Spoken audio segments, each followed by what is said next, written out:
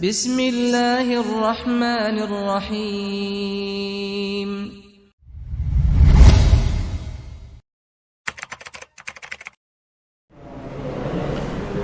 Bismillahirrahmanirrahim. Assalamualaikum warahmatullahi wabarakatuh.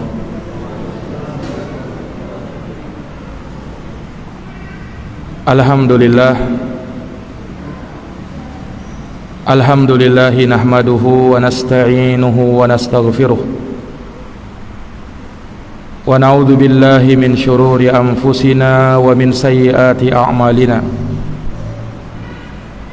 May yahdihillahu fala mudilla lahu wa may yudlilhu fala hadiya lahu. Asyhadu an la ilaha illallah wahdahu la syarika lahu wa asyhadu anna Muhammadan abduhu wa rasuluh. Allahumma salli wa sallim wa zid wa barik wa an'im ala nabiyyina Muhammadin wa ala alihi wa sahbihi ajma'in.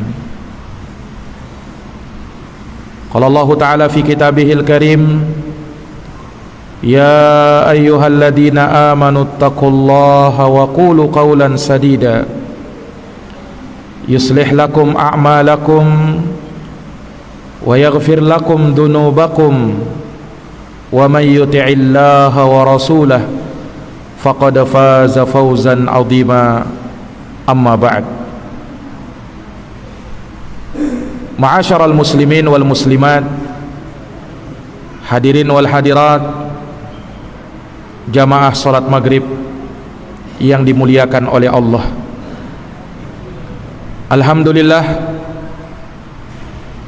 Alhamdulillahi bi ni'matihi tatimmus shalihat. Segala puji hanya bagi Allah yang dengan nikmat-nikmatnya tertunai segala amal-amal kebajikan. Salawat dan salam semoga terhatur limpahkan kepada junjungan kita Nabi Agung, Nabi besar Muhammad sallallahu alaihi wasallam, kepada keluarga dan para sahabat serta orang-orang yang senantiasa meniti jalannya sampai hari kiamat.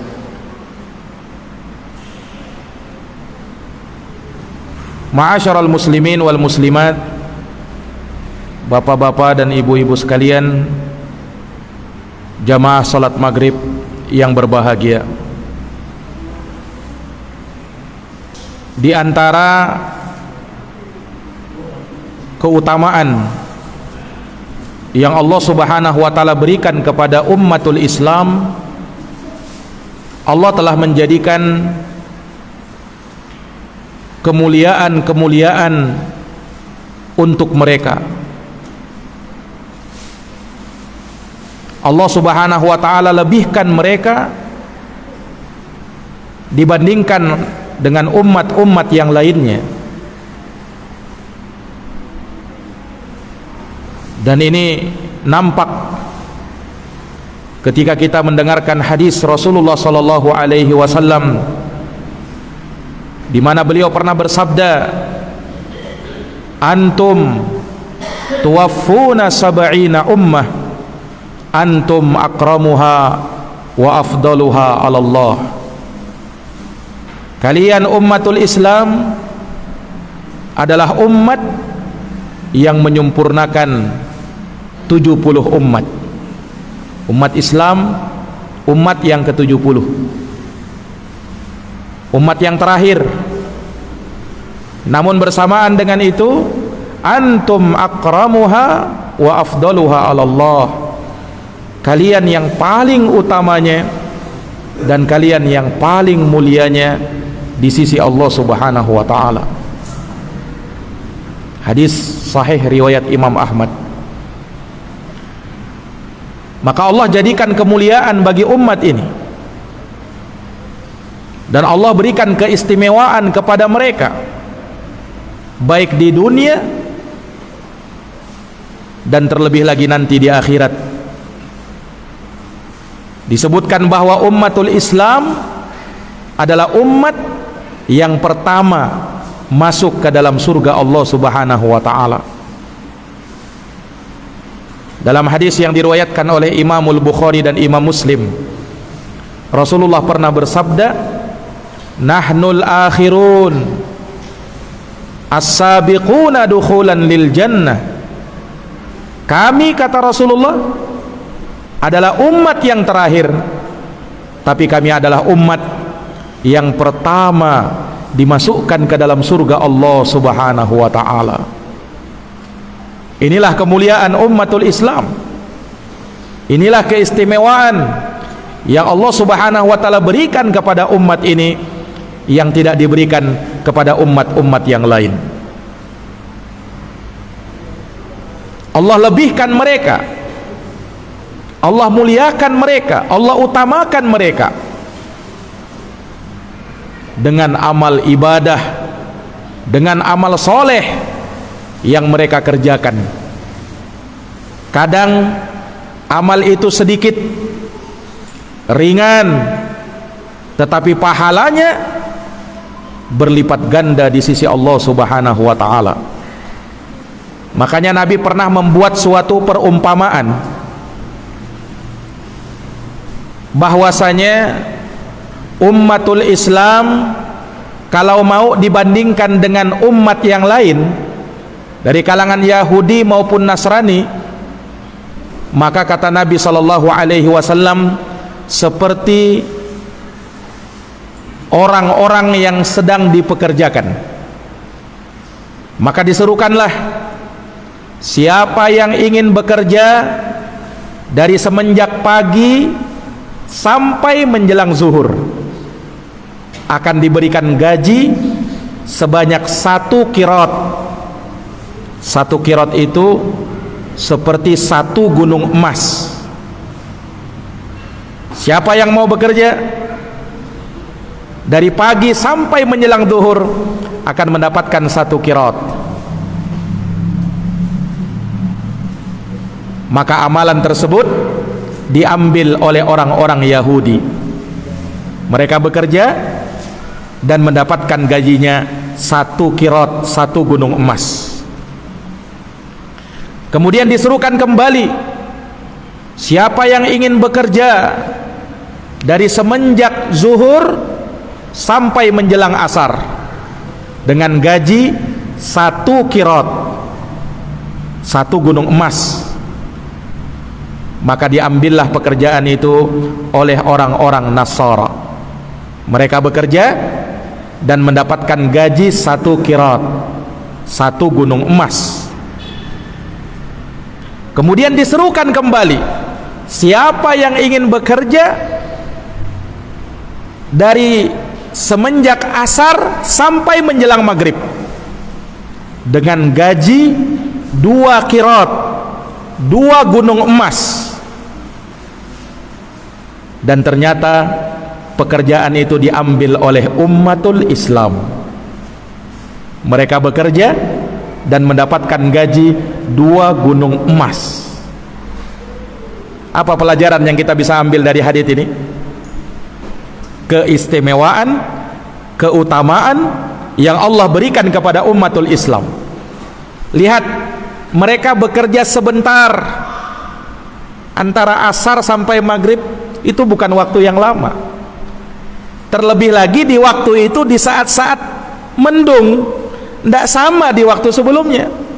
Di saat panas, matahari sedang terik-teriknya, bekerja di waktu itu lebih berat.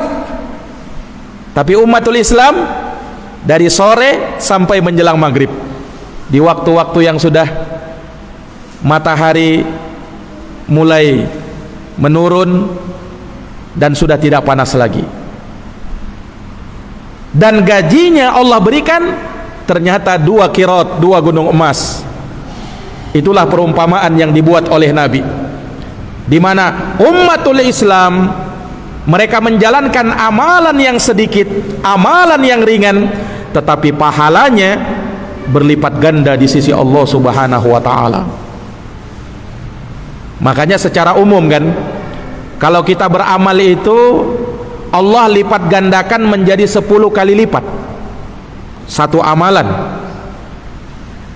Bahkan kadang Allah lipat gandakan lagi lebih daripada itu, 700 bahkan lebih lagi. Nah, amalan ini semakin mulia dia, semakin utama dia ketika dilakukan di momen-momen yang istimewa, di waktu-waktu yang mulia.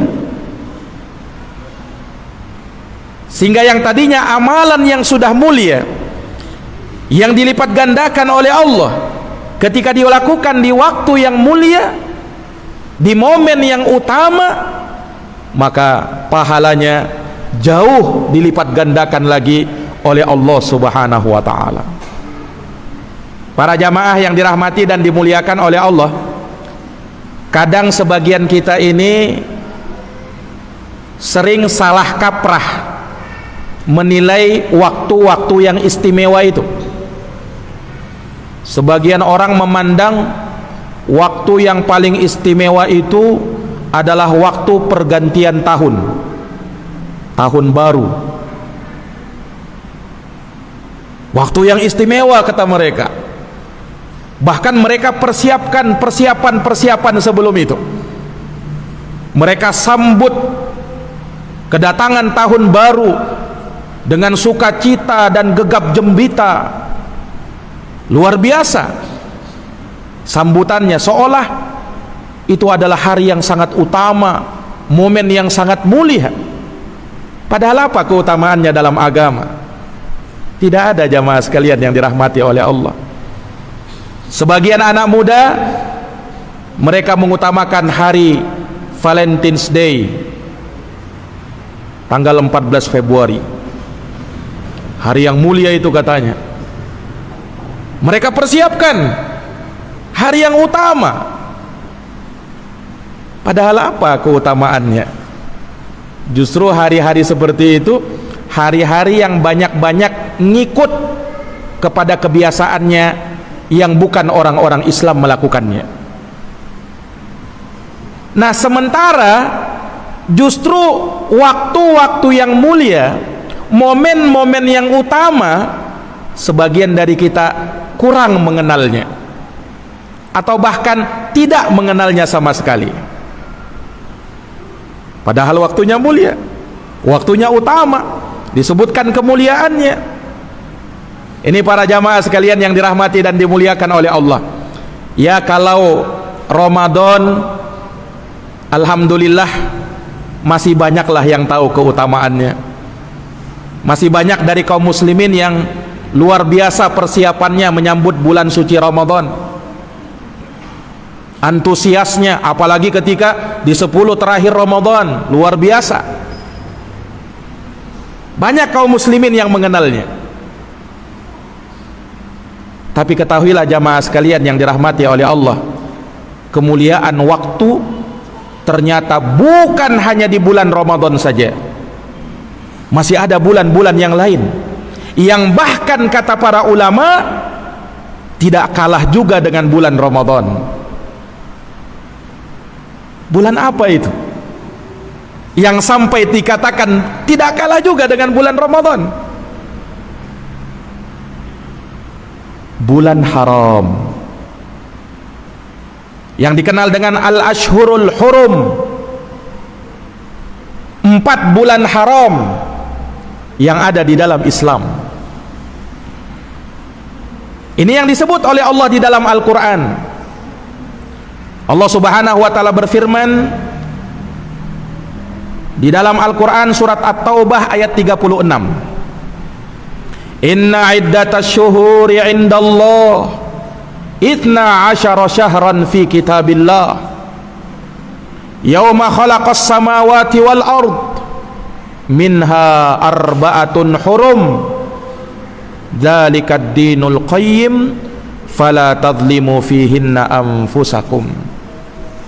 Kata Allah Subhanahu wa ta'ala, sesungguhnya jumlah bilangan bulan di sisi Allah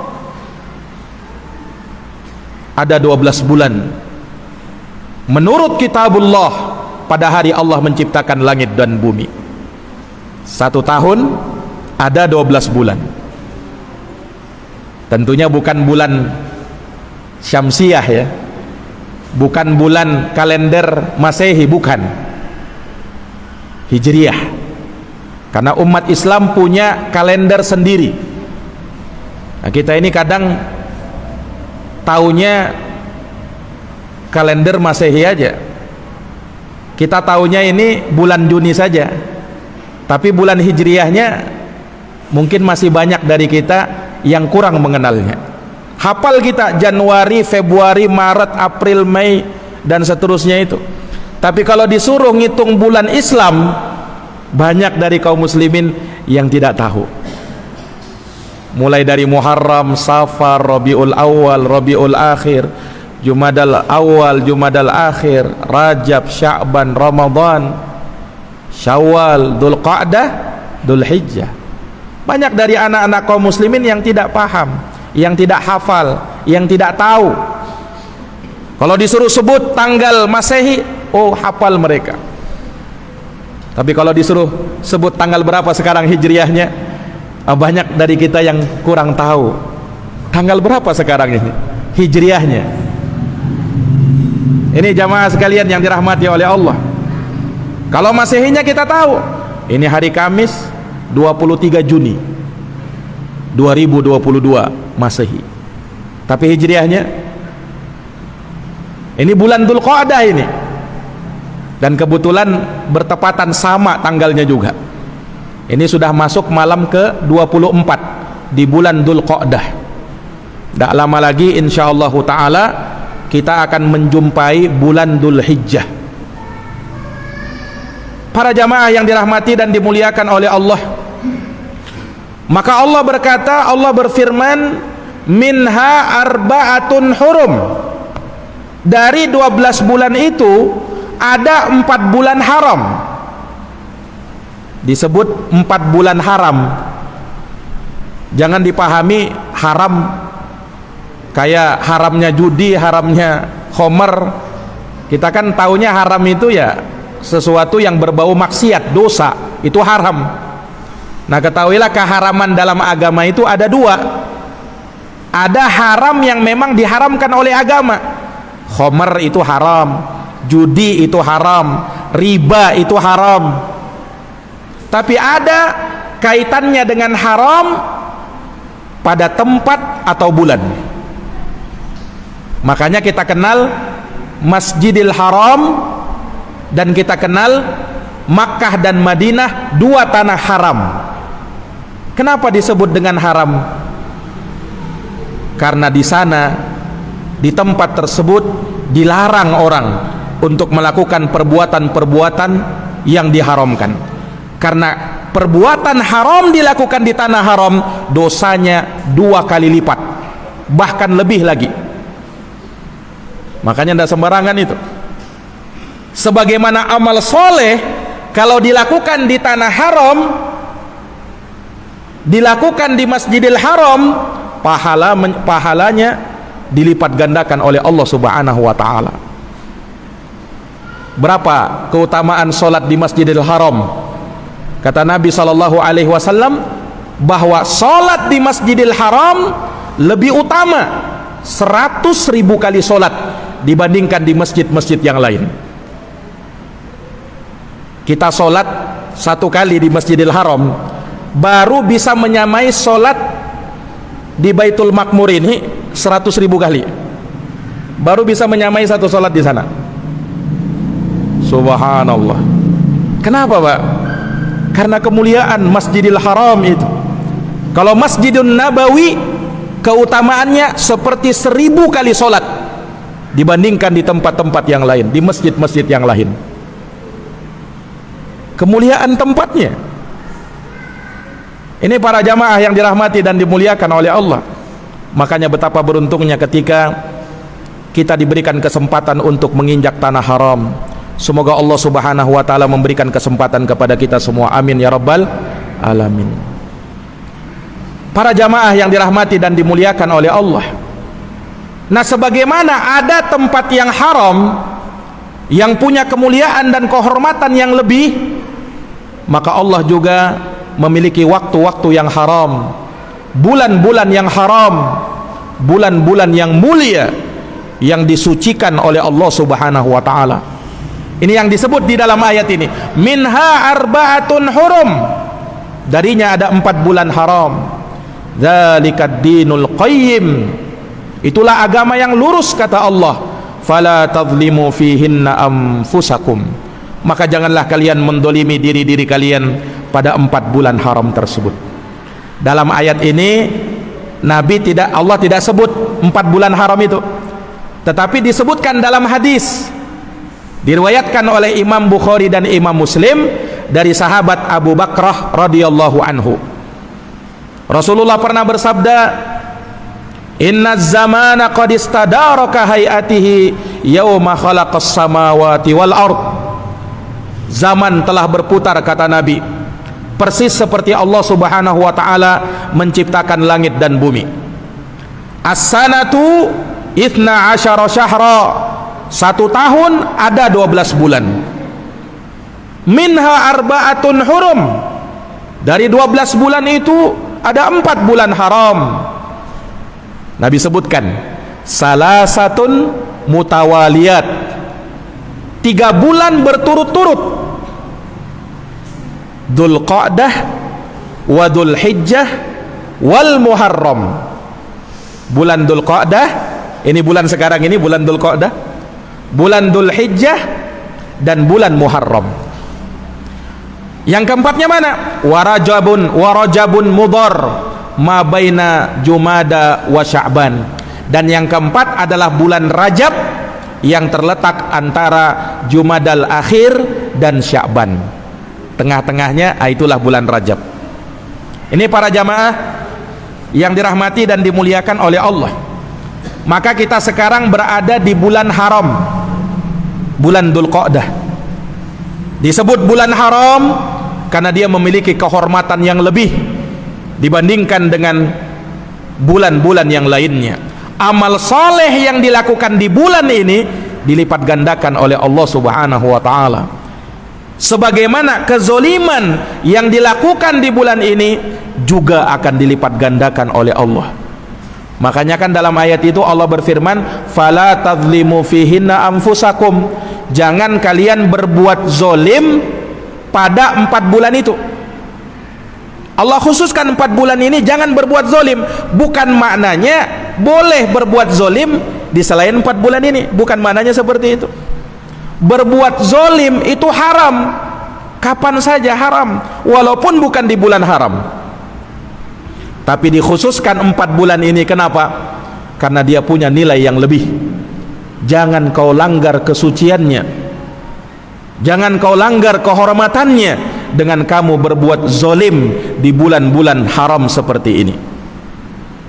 Ini para jamaah yang dirahmati dan dimuliakan oleh Allah. Bulan Dzulqa'dah disebut dengan Dzulqa'dah.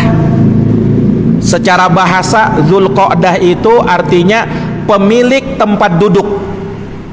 Dzulqa'dah itu artinya itu pemilik tempat duduk. Kenapa Dzulqa'dah dinamakan seperti itu? Kata para ulama, ini kaitannya dengan kebiasaan orang Arab jahiliyah dulu. Mereka di bulan Dzulqa'dah, mereka jadikan bulan ini bulan keramat. Istilahnya orang sekarang, bulan keramat. Kenapa? Tidak boleh ngapa-ngapain di bulan ini. Makanya dulu orang Arab jahiliyah mereka tidak mau pergi safar di bulan Dzulqa'dah. Kenapa? Bahaya. Bulan ini, bulan keramat ini, tidak mau mereka safar. Bahkan mereka kalau di bulan Dzulqa'dah tidak mau perang mereka. Biasa mereka kadang perang dengan musuh-musuhnya. Kalau bulan Dzulqa'dah tidak berani mereka perang. Kenapa? Ini bulan keramat ini. Ini para jamaah yang dirahmati dan dimuliakan oleh Allah. Makanya mereka lakukan apa? Mereka duduk manis di rumah-rumah mereka. Mereka ambil tempat duduk di rumah-rumah mereka. Makanya Dzulqa'dah dinamakan Dzulqa'dah, artinya pemilik tempat duduk. Nah, ini sekaligus menunjukkan bahwa bulan Dzulqa'dah juga diagungkan oleh orang-orang musyrikin jahiliyah terdahulu. Mereka agungkan juga ternyata. Ketika Islam datang, ternyata Islam juga menetapkan keagungan bulan Dzulqa'dah, kemuliaan bulan Dzulqa'dah, sehingganya tidak boleh terjadi perang di bulan ini. Tahan senjata-senjata kalian di bulan ini. Walaupun tidak sampai seperti keyakinan orang-orang musyrikin jahiliyah, tidak boleh safar atau sampai dikeramatkan bulan ini, tidak juga sampai seperti itu. Bulannya tetap bulan mulia, dan kita harus paham bahwa amal ibadah yang dilakukan dilipat gandakan oleh Allah, sebagaimana dosa juga bisa dilipat gandakan oleh Allah. Nah, ini para jamaah yang dirahmati dan dimuliakan oleh Allah. Oleh karena daripada itu, dahulu para ulama di bulan Dzulqa'dah mereka sudah mulai memperbanyak ibadah, terutama ibadah puasa. Mereka suka melakukan puasa di bulan-bulan haram. Disebutkan dari salah seorang ulama yang bernama Al-Hafidh Ibnu Rajab rahimahullahu ta'ala, beliau berkata, wa qad kana katsirun minas salafi yasumul ashhural hurum kullaha. Kata Ibnu Rajab, dahulu kebanyakan ulama salaf, ulama terdahulu, mereka itu memperbanyak puasa, khususnya di bulan-bulan haram, mulai dari bulan Dzulqa'dah ini.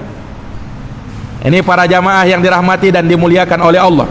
Dan ini diriwayatkan dari beberapa orang sahabat seperti Ibnu Umar, dari kalangan tabi'in seperti Al-Hasan Al-Basri, Ishaq bin Rahawai, Sufyan ibnu Uyainah atau Sufyan Ats-Tsauri. Bahkan Sufyan Ats-Tsauri mengatakan, al-ashhurul hurum ahabbu ilayya an asuma minha. Bulan-bulan haram itu lebih aku cintai untuk aku berpuasa di bulan-bulan itu.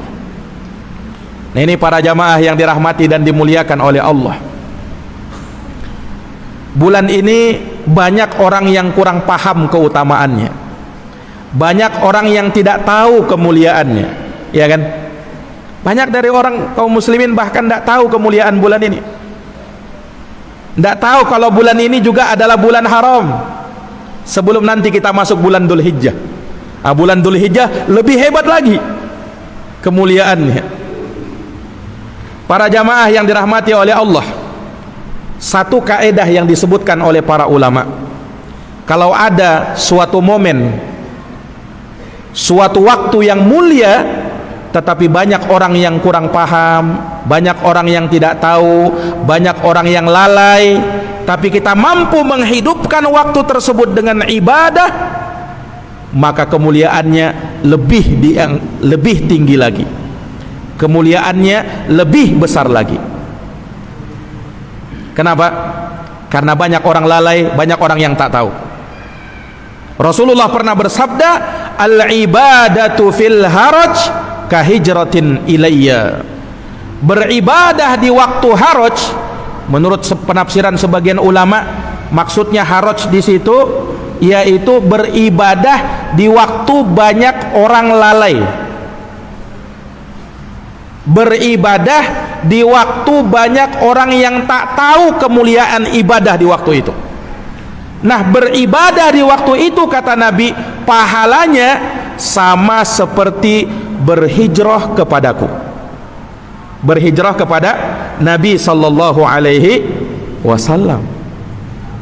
Ini para jamaah yang dirahmati dan dimuliakan oleh Allah. Oleh karenanya, mengapa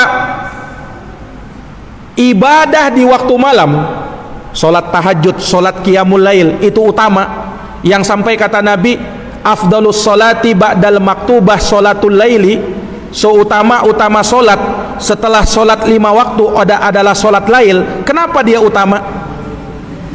Karena waktu itu banyak orang lalai, banyak orang yang tertidur lelap, banyak orang yang sedang mimpi indah di waktu itu. Tapi kalau ada yang mampu menghidupkan malamnya, maka pahalanya luar biasa. Di waktu orang lalai. Nah, sama ketika kita mampu beribadah di bulan yang agung ini, di saat manusia banyak lalai, maka kita pun mendapatkan pahala yang lebih di sisi Allah Subhanahu wa ta'ala. Terlebih jamaah sekalian, memang bulan Dzulqa'dah ini kan bulan yang diapit antara dua bulan hari raya, Syawal dan Dzulhijjah. Tengah-tengahnya Dzulqa'dah. Di bulan Syawal ada hari raya Idul Fitri, di bulan Dzulhijjah ada hari raya Idul Adha. Dzulqa'dah tidak ada hari rayanya. Banyak orang yang kurang paham, padahal justru ini bulan yang mengawali bulan haram itu, bulan Dzulqa'dah. Hari-harinya sebentar lagi akan lewat.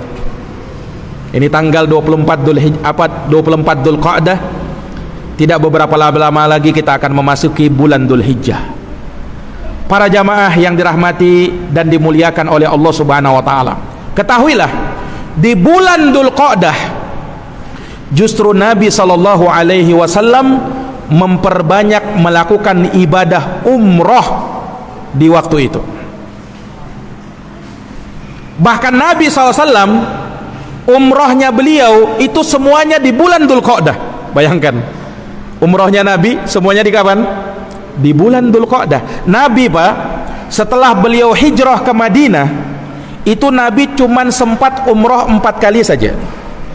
Disebutkan dalam sejarah 4 kali saja Nabi sempat umroh. 4-empatnya di bulan Dzulqa'dah. Nabi pernah umroh namanya Umratul Hudaybiyah. Yang kedua namanya Umratul Qadha. Yang ketiga namanya Umratul Hunain, ketika Nabi SAW sudah membagi harta ghanimah habis perang Hunain di Ji'ranah. Nabi umrah ketika itu.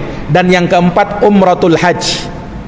Nah, kalau ini di bulan Dzulhijjah, karena umrah di waktu apa? Umrah di waktu haji. Karena orang yang umrah, karena orang yang haji ada umrahnya juga. Nah, ini para jamaah yang dirahmati dan dimuliakan oleh Allah. Nah, tidaklah Rasulullah memilih untuk berumrah di bulan Dzulqa'dah, melainkan dia punya keutamaan dan kemuliaan.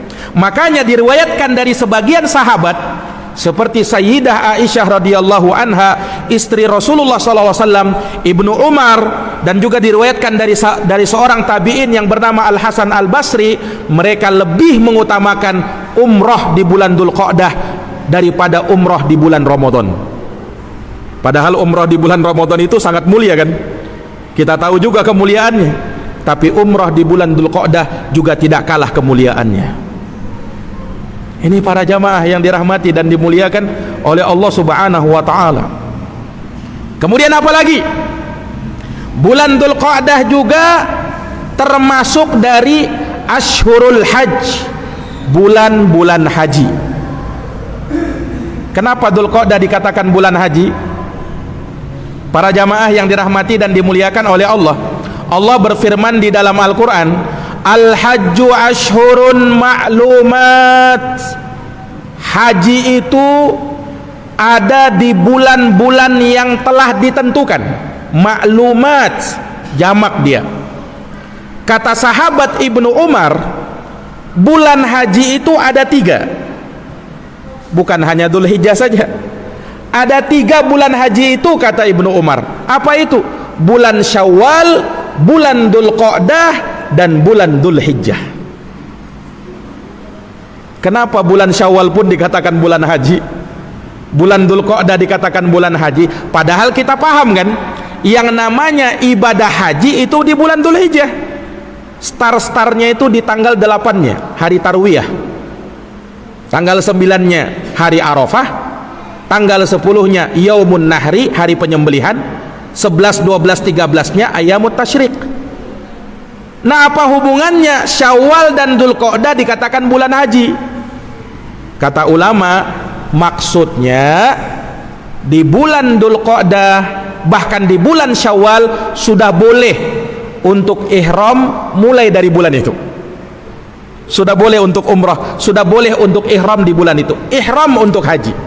tapi nanti ritualnya nunggu Dzulhijjah. Nah, ini para jamaah yang dirahmati dan dimuliakan oleh Allah. Maka tatkala bulan Dzulqa'dah dikatakan sebagai bulan haji, maka semakin menambah kemuliaan bulan Dzulqa'dah ini. Para jamaah yang dirahmati dan dimuliakan oleh Allah Subhanahu wa taala, oleh karenanya kemuliaan bulan Dzulqa'dah jangan sampai kita lewatkan begitu saja. Kita ambil bahagian di dalamnya untuk kita berkesempatan melakukan ibadah dan amal soleh yang lebih kita tingkatkan daripada hari-hari yang biasanya. Para jamaah yang dirahmati dan dimuliakan oleh Allah, kemuliaan bulan Dzulqa'dah Allah Subhanahu wa taala jadikan sebagai muqaddimah, awal dari kemuliaan bulan yang datang setelahnya, yaitu bulan Dzulhijjah, bulan ke-12, bulan yang terakhir dari bulan Hijriyah. Kalau bulan Dzulqa'dah bulan ke-11, Dzulhijjah bulan ke-12.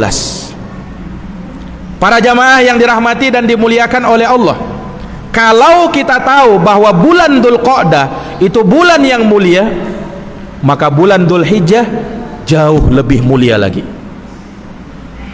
Apa? Kalau bulan Dzulqa'dah kita tahu dia bulan yang mulia, bulan yang suci, maka bulan Dzulhijjah itu jauh lebih mulia lagi. Kenapa?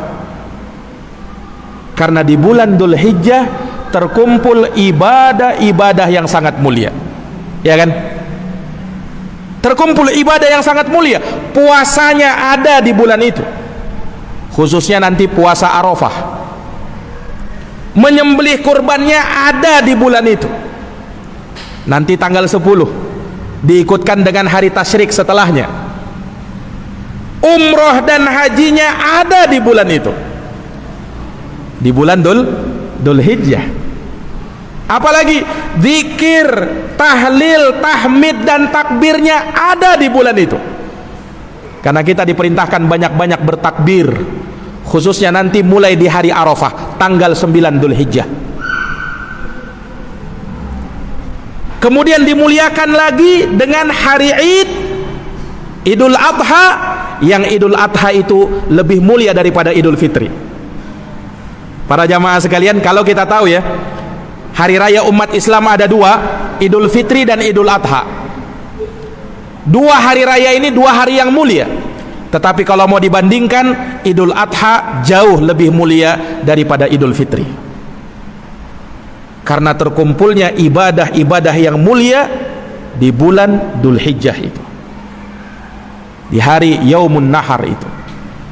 Para jamaah yang dirahmati dan dimuliakan oleh Allah, kalau kita tahu bahwasanya bulan Ramadan bulan yang mulia, 10 hari terakhir bulan Ramadan, 10 malam terakhir bulan Ramadan itu malam-malam yang mulia, maka ketahuilah 10 hari pertama bulan Dzulhijjah tidak kalah kemuliaannya dengan 10 terakhir Ramadan. Apa?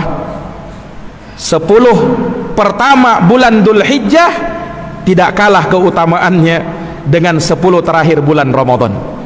Mungkin banyak dari kita tahu 10 terakhir Ramadan itu ada Lailatul Qadar. Betul? Mulia dia, utama dia. Nah, 10 malam itu memang dikhususkan di bulan Ramadan, malam-malam yang mulia. Tapi 10 hari pertama bulan Dzulhijjah juga tidak kalah. Karena Nabi menyebut bahwasanya amalan soleh yang dilakukan di 10 pertama bulan Dzulhijjah itu jauh lebih dicintai oleh Allah Subhanahu wa taala dibandingkan dengan amalan-amalan selainnya. Bahkan mengalahkan jihad fisabilillah. Bayangkan. Nah, karena itulah ulama Pak sampai beda pendapat. Ulama sampai berselisih pendapat, mana yang lebih utama, 10 terakhir Ramadan atau 10 pertama bulan Dzulhijjah. Ulama sampai beda pendapat itu. Ada yang mengatakan lebih utama 10 terakhir Ramadan. sebagian ulama berpendapat 10 hari pertama lebih utama daripada 10 terakhir Ramadan. Sampai ada yang berpendapat begitu, ulama ini Pak. Nah, dikompromikan oleh Syekhul Islam Ibnu Taimiyah rahimahullah, kata beliau 10 terakhir Ramadan lebih utama dari 10 pertama bulan Dzulhijjah kalau dilihat dari malamnya. Nah, kalau malamnya lebih utama 10 terakhir Ramadan, tapi kalau siangnya lebih utama 10 pertama bulan Dzulhijjah dibandingkan 10 terakhir Ramadan kalau siangnya. Karena kalau malamnya Lailatul Qadar memang tidak bisa dikalahkan, tapi kalau siangnya dengan adanya puasa Arafah yang kata Nabi sampai menghapuskan dosa 2 tahun lalu dan tahun akan datang, maka ini kemuliaannya juga tidak bisa dikalahkan. Para jamaah yang dirahmati dan dimuliakan oleh Allah, insyaallah taala terkait dengan keutamaan kemuliaan 10 pertama bulan Dzulhijjah ini akan kita sebutkan di pertemuan yang akan datang insyaallah taala dengan izin dari Allah Subhanahu wa taala. Jazakumullah khairan atas perhatiannya. Mohon maaf atas segala kekurangannya. Hadanallahu wa iyyakum ajma'in. Subhanakallahumma wa bihamdika asyhadu an la ilaha illa anta astaghfiruka wa atubu ilaik. Wassalamualaikum warahmatullahi wabarakatuh.